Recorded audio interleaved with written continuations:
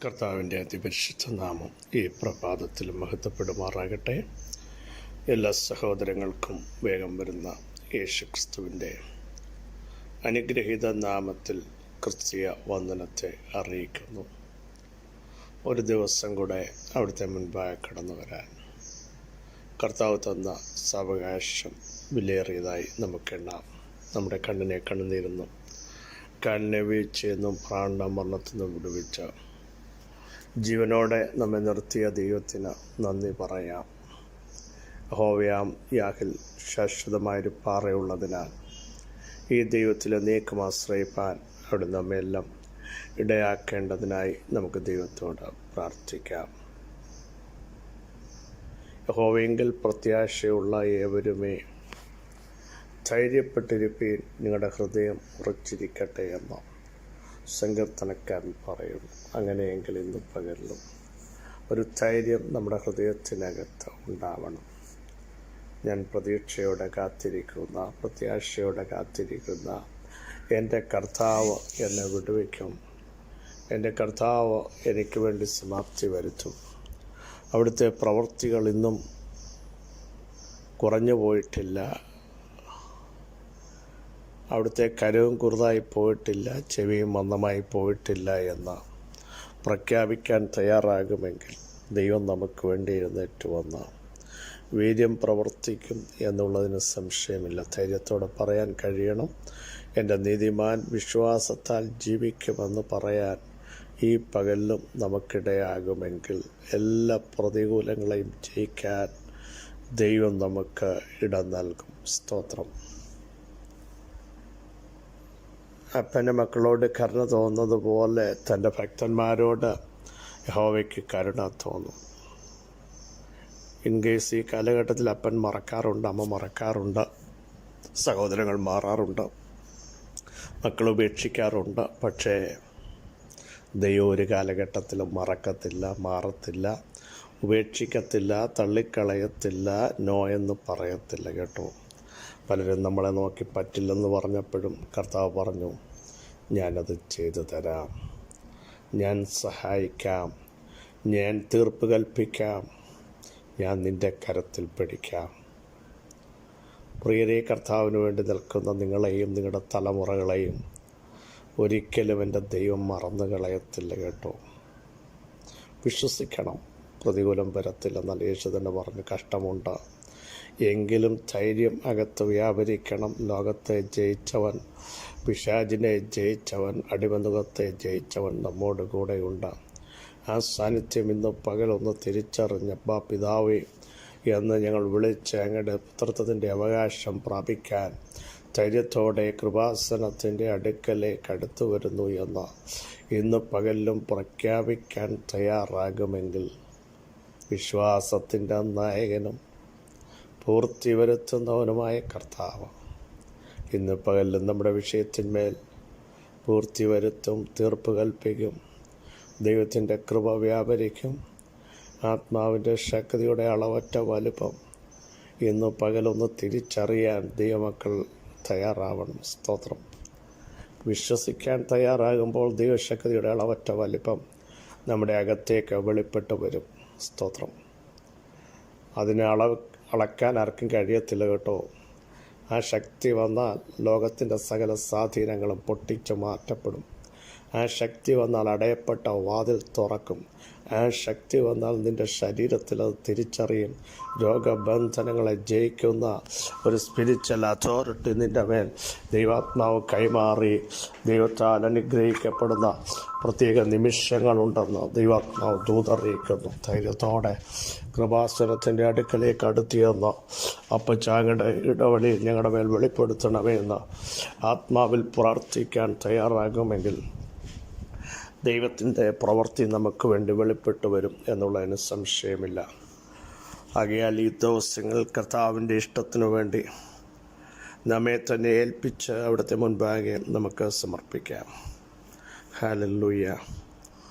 96-ാം സങ്കീർത്തനം 10-ാമത്തെ വാക്യം നമുക്ക് പരിചിതമാണ്. യഹോവ വാഴുന്നു എന്ന് ജാതികളുടെ ഇടയിൽ പറവിൻ, ഭൂലോകവും ഇളകാതെ ഉറച്ചു നിൽക്കുന്നു, അവൻ ജാതികളെ നേരോടെ വിധിക്കും.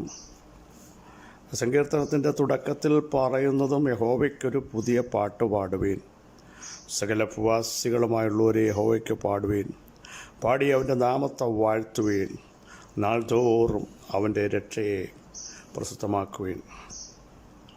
97-ാം സങ്കീർത്തനം യഹോവ വാഴുന്നു, ഭൂമി ഘോഷിച്ചാർന്നിക്കട്ടെ എന്ന് പറഞ്ഞാണ് തുടങ്ങുന്നത്. 98-ാം സങ്കീർത്തനവും തുടങ്ങുന്നത് യഹോവയ്ക്കൊരു പുതിയ പാട്ടുപാടുവിൻ, കാരണം അവൻ അത്ഭുതങ്ങളെ പ്രവർത്തിച്ചിരിക്കുന്നു. നോക്കൂ, ഇവിടെ എല്ലാം ആത്മാവിൽ സ്തുതിക്കുവാൻ, ദൈവത്തെ മഹത്വപ്പെടുത്തുവാൻ, ദൈവത്തിന് സ്തുതി കൽപ്പിക്കപ്പെടുവാൻ, ദൈവം മുമ്പാകെ നമിക്കപ്പെടുവാൻ ഒരു ദൈവപൈതൽ തയ്യാറാകേണ്ടതിൻ്റെ ആവശ്യകത. കാരണം ദൈവം അത്ഭുതം ചെയ്തിരിക്കുന്നു, ദൈവം എഴുന്നേറ്റ് വന്നിരിക്കുന്നു, അവിടുത്തെ വിശ്വസ്തത വെളിപ്പെടുത്തിയിരിക്കുന്നു, ഭൂമിയുടെ രക്ഷ ലോകത്തിൻ്റെ എൻഡോളം വെളിപ്പെടുത്തിയിരിക്കുന്നു. ഇതുകൊണ്ട് ദൈവത്തെ സ്തുതിക്കണമെന്ന് പറയാൻ ദൈവാത്മാവ് ശക്തമായി ഉപയോഗിക്കുകയാണ്. നോക്കൂ, ഇവിടെ നമ്മൾ വായിച്ച വാക്യം വളരെ സുപ്രധാനമാണ്. 10-ാം വാക്യമാണ്, യഹോവ വാഴുന്നു എന്ന് ജാതികളുടെ ഇടയിൽ പറവിൻ. എന്ന് വെച്ചാൽ ദുഷ്ടശക്തികൾ നമുക്കെതിരെ നിൽക്കുമ്പോൾ, നമ്മളെ തകർക്കുമെന്ന് വ്യാപരിക്കുമ്പോൾ, നമ്മുടെ കുടുംബത്തെ മുടിക്കുമെന്ന് പ്രഖ്യാപിക്കുമ്പോൾ, നമ്മുടെ തലമുറയുടെ വിടുതൽ തടയപ്പെടുമെന്ന് പറയുമ്പോൾ, നമ്മുടെ ശരീരത്തെ നോക്കി അന്ധകാര മണ്ഡലങ്ങൾ ഇനി എഴുന്നേൽക്കത്തില്ലെന്ന് പറയുമ്പോൾ വിളിച്ചു പറയണം, യഹോവ വാഴുന്നു. സ്തോത്രം.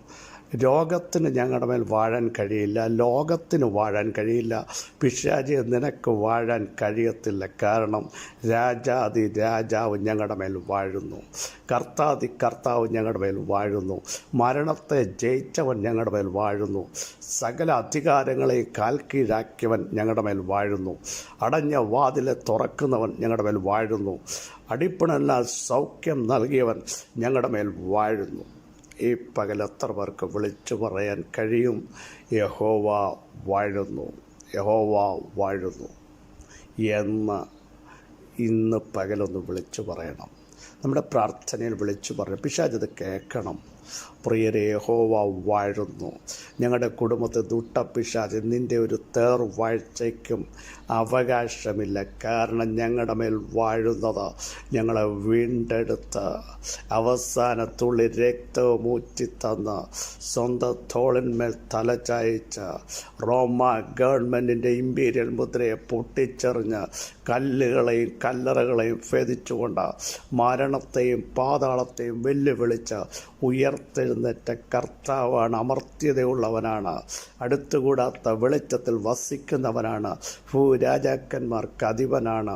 അവിടുന്നാണ് ഞങ്ങളുടെ മേൽ വാഴുന്നതെന്ന് ഇന്ന് പകൽ ധൈര്യത്തോടെ പറയാൻ പ്രഖ്യാപിക്കണം. വിശ്വാസം അറച്ചു നിൽക്കരുത്, മടിച്ചു നിൽക്കരുത്, പതറിപ്പോകരുത്. പതറിക്കുന്ന തന്ത്രങ്ങൾ നമുക്കെതിരെ വരുമ്പോൾ ധൈര്യത്തോടെ പറയാൻ കഴിയണം, യഹോവ വാഴുന്നു, യഹോവ വാഴുന്നു, യഹോവ വാഴുന്നു. ഞങ്ങളത് വിശ്വസിക്കുന്നു. യഹോവ വാഴുന്നു. ഞങ്ങളുടെ തലമുറയുടെ വിഷയത്തിന്മേൽ യഹോവയുടെ വാഴ്ചകൾ, ഞങ്ങളുടെ ചർച്ചിനകത്ത് ദൈവത്തിൻ്റെ വാഴ്ച, പ്രൈസ്, ഞങ്ങളുടെ മിനിസ്ട്രിയിൽ ദൈവത്തിൻ്റെ വാഴ്ച ഈ പകൽ നിങ്ങൾ പറയാമോ? അവിടെ അങ്ങനെയാണ് പറയുന്നത്. 10-ാം വാക്യം ഒന്നുകൂടെ നിങ്ങൾ വായിച്ചു നോക്കൂ.